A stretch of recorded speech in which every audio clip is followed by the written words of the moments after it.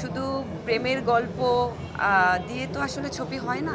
বাবা মাকে বাড়ি থেকে বের করে দিয়েছে, মায়ের গায়ে হাত তুলছে, বাবার গায়ে হাত তুলছে সন্তানরা। দায় মুক্তি একটি সামাজিক ছবি, রিলিজ হচ্ছে আগামী 7 তারিখে। আমি সবাইকে ধন্যবাদ জানাচ্ছি আর সবাইকে আমন্ত্রণ জানাচ্ছি 7 তারিখে আমাদের ছবিটা দেখার জন্য।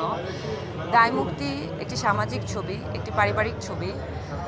আর দায় মুক্তি কেন দেখতে আসবে দর্শক, এর কারণ হচ্ছে প্রতিনিয়ত আমরা আসলে ফেসবুকে অনেকগুলো ভিডিও ফুটেজ দেখতে পাই যে বাবা মার বিষয়ে। আমি প্রায়ই দেখি এরকম ভিডিওগুলো যে বাবা মাকে বাড়ি থেকে বের করে দিয়েছে বা মায়ের গায়ে হাত তুলছে, বাবার গায়ে হাত তুলছে সন্তানরা। কিন্তু তারা ভুলে যায় যে একদিন তারাও বাবা মা হবে, তাদেরও সন্তান হবে বা তাদেরও সন্তান আছে।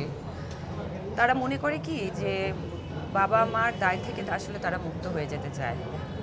তো দিন শেষে তাদের জন্য কি অপেক্ষা করছে, তারা কি আসছে তাদের জন্য, এটা আমি চাই আসলে দায়মুক্ত একটা ছবি হিসেবে না, একটা গল্প হিসেবে না। আসলে মানুষ দেখুক এই ছবিটা।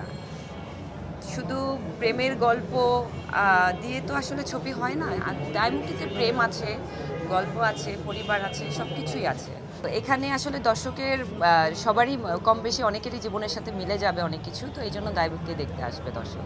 আমরা যেটা করেছি, আমরা তো আসলে দায়মুক্তি দীর্ঘ একটা সময় নিয়ে কাজ করেছি।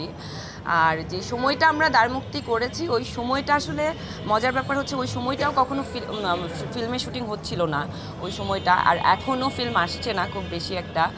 তো আমরা এরকম একটা সময় দায়মুক্তি শুটিং করেছি আর এরকম একটা সময় আসলে দায়মুক্তি রিলিজ দিচ্ছি। তো এটা আমাদের জন্য সার্থকতা।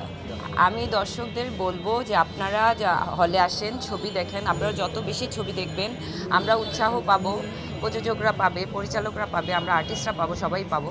ছবি দেখতে হলে আসবেন।